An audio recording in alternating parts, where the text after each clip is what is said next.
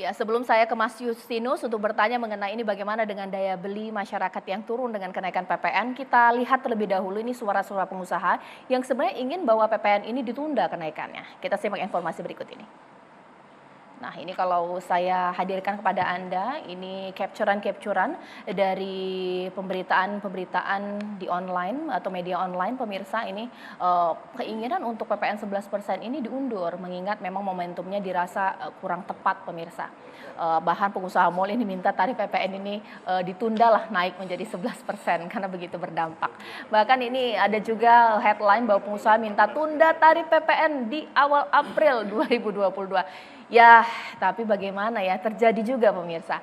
Oke lah, karena ini memang sudah terjadi dan bahkan kita sudah mendengar dari ibu rumah tangga yang merasakan betul dampaknya dengan harga-harga yang naik. Nah, mungkin saya tanyakan kepada Mas Justinus, bagaimana ketika bahwa iya pemerintah punya keinginan bahwa menaikkan PPN ada goals yang ingin dicapai. Tapi dari ibu rumah tangga merasa itu mengeluh ini ada dampaknya. Pak Faisal Basri juga mengatakan ini keadilannya seperti apa, bagaimana? Baik, terima kasih Mbak Anissa. Pertama tentu pemerintah berempati ya. Ini situasi yang tidak mudah.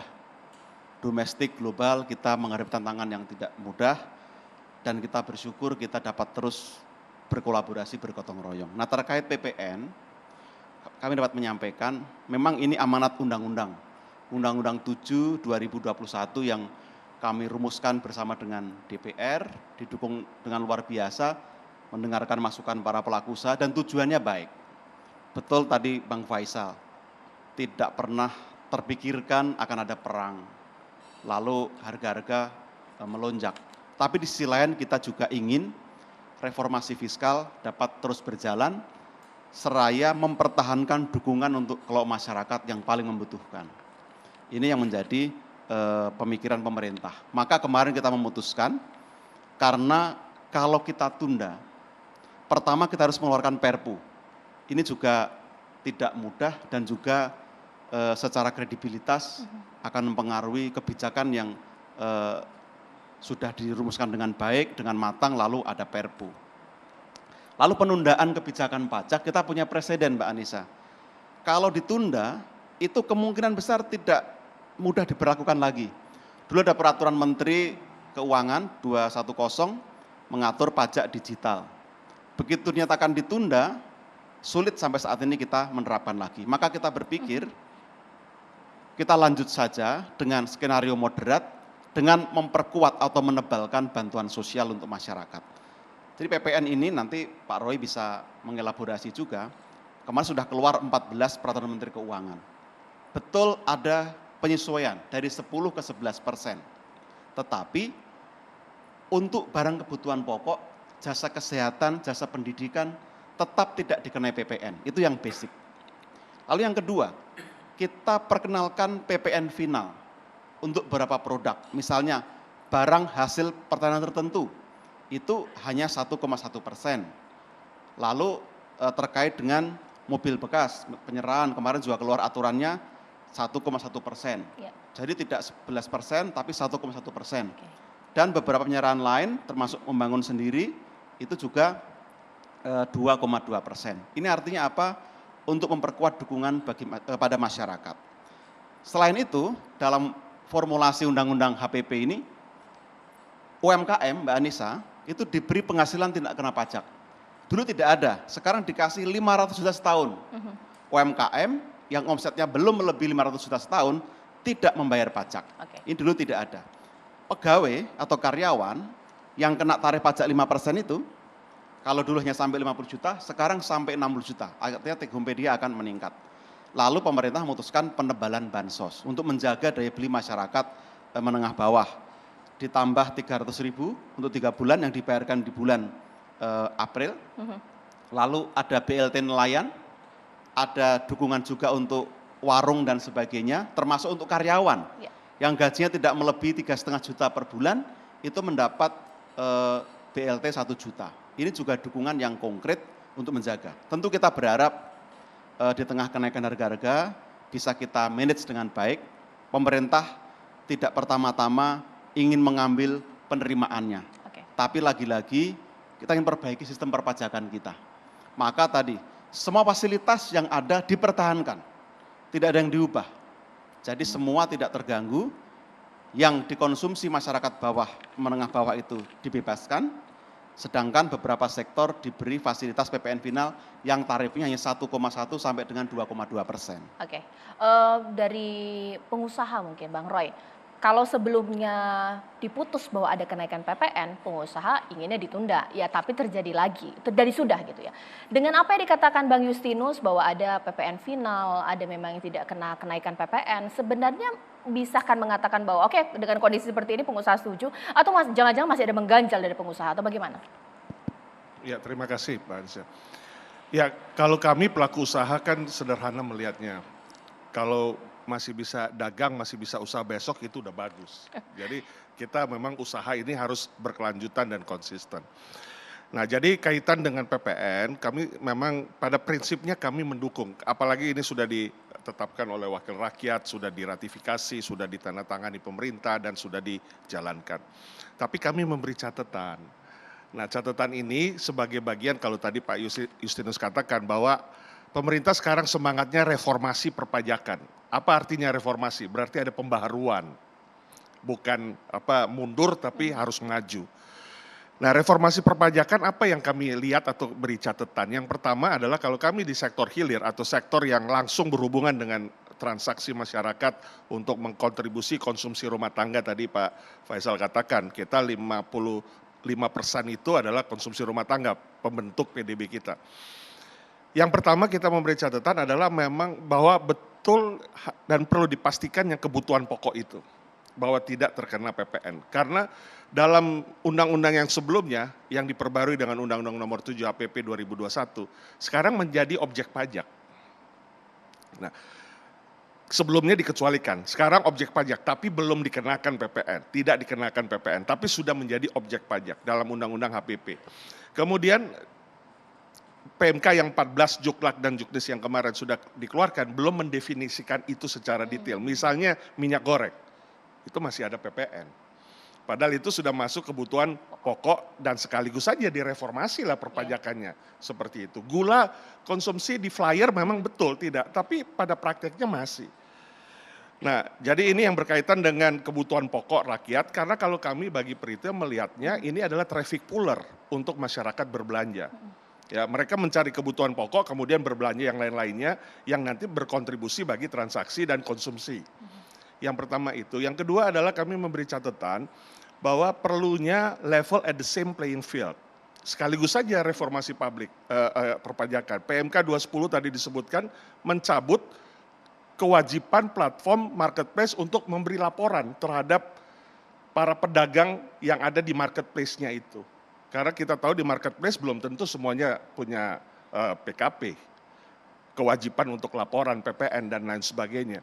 Sehingga kewajiban itu dihapuskan, dicabut, dan memang setuju tadi Pak Justinus katakan, sehingga dicabut dan sampai hari ini belum keluar lagi PMK 210 untuk electronic commerce, elektronik dagang. Kita tahu di Indonesia ada 3 pasar, tradisional atau pasar rakyat, pasar modern, dan pasar online sekarang.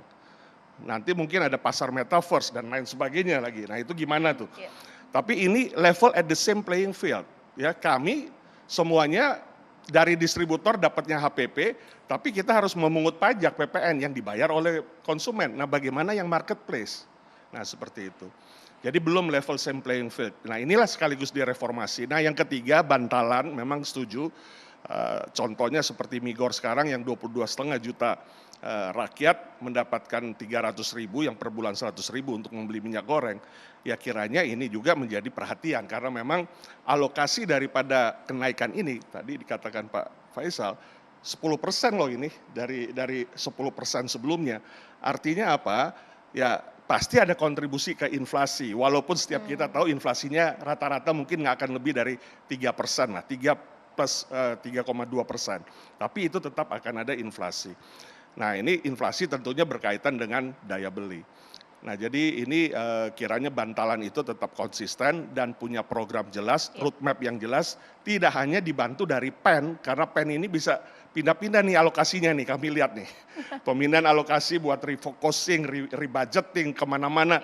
Nah tapi bagaimana pengaturan untuk bantalan itu yang secara jelas, akurat dapat diterima oleh masyarakat. Pak, tapi kalau dari sisi penjualan berdampak tidak sih dengan adanya kenaikan yang serta-merta naik meskipun sudah dihindari tapi ada bahan pokok yang memang mau nggak mau naik.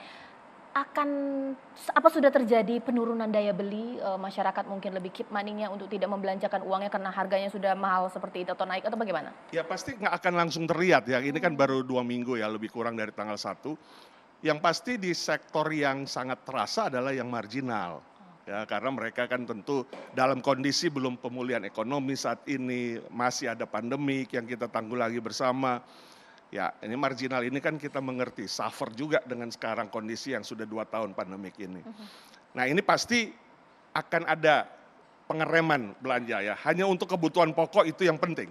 Nah, kemudian yang menengah ke atas ya kita yakini supaya mereka tidak turun keyakinannya, ya penanggulangan Covid ini memang menjadi yang utama.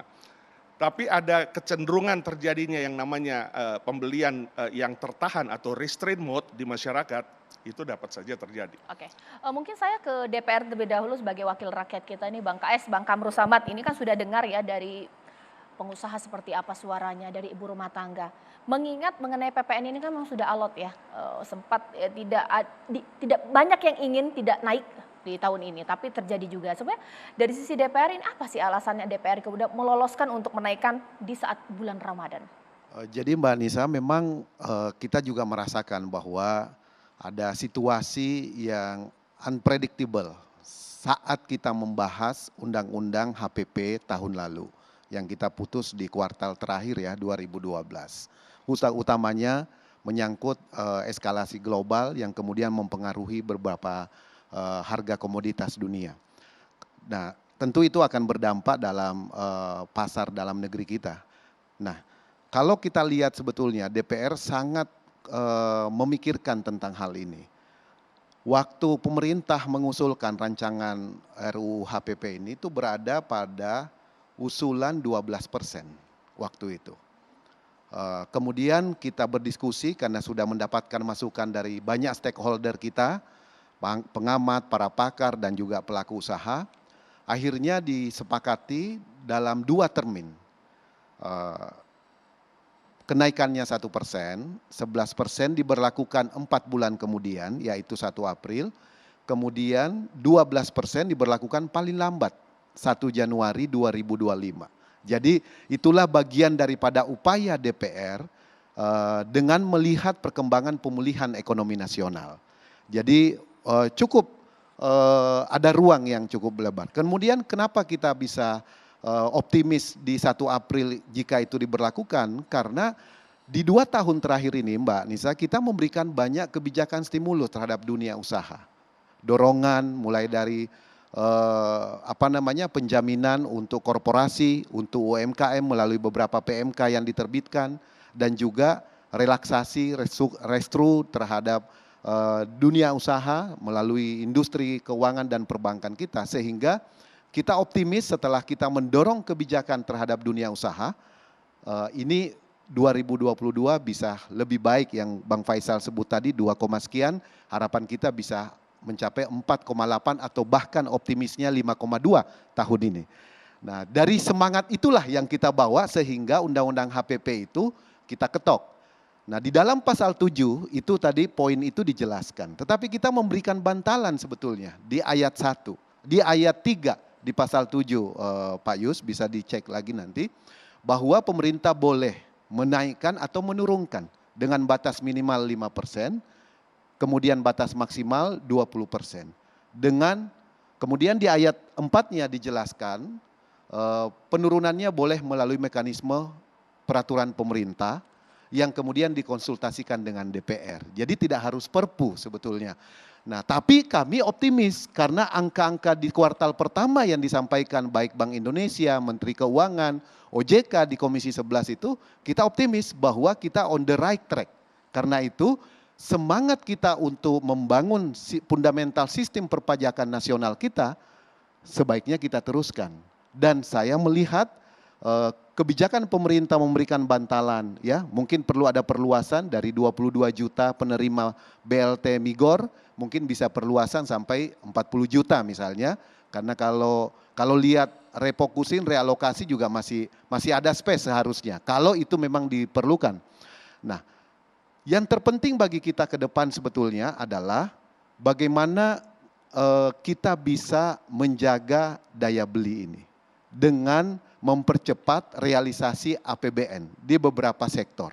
Itu yang penyerapan APBN yang harus kita, dan termasuk TKDD yang nilainya 700 triliun lebih setiap tahun digelontorkan ke daerah yang rata-rata berada di kuartal ketiga, bahkan ada keempat baru dibelanjakan. Nah, ini harus didorong terus, karena itu tahun lalu kita juga mengesahkan undang-undang HKPD, supaya bagian daripada upaya kita, supaya perimbangan keuangan pusat dan daerah betul-betul bisa lebih akseleratif, adaptif, sekaligus bisa lebih akuntabel. Dan dengan harapan para kepala daerah di daerah membelanjakan APBD-nya itu paling tidak di kuartal kedua ini. Dan itu bisa kemudian meningkatkan daya beli masyarakat, utamanya sektor-sektor real.